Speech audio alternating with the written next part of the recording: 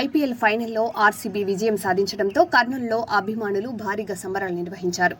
నగరంలోని రాజ్ విహార్ కూడలిలో అర్ధరాత్రి జరిగిన వేడుకల్లో కొందరు ఆకతాయిలు హంగామా సృష్టించి అటుగా వెళ్తున్న 3 ప్రైవేట్ బస్సులను అడ్డుకొని అద్దాలు ధ్వంసం చేశారు.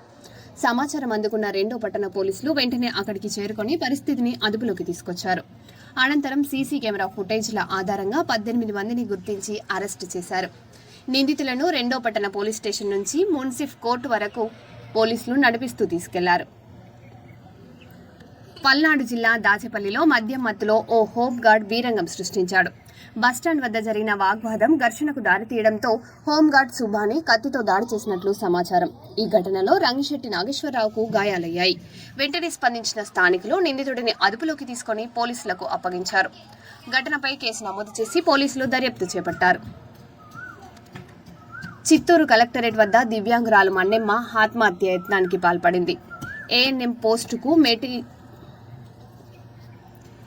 చిత్తూరు కలెక్టరేట్ వద్ద దివ్యాంగురాలు మన్నెమ్మ ఆత్మహత్య యత్నానికి పాల్పడింది.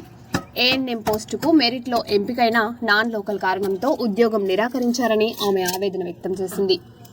ఎస్ఆర్పురం మండలం ఉప్పరపల్లికి చెందిన మన్నెమ్మను పోలీసులు స్థానికులు వెంటనే అడ్డుకొని చిత్తూరు ప్రభుత్వాసుపత్రికి తరలించారు. ఘటనపై అధికారులు విచారణ చేపట్టారు.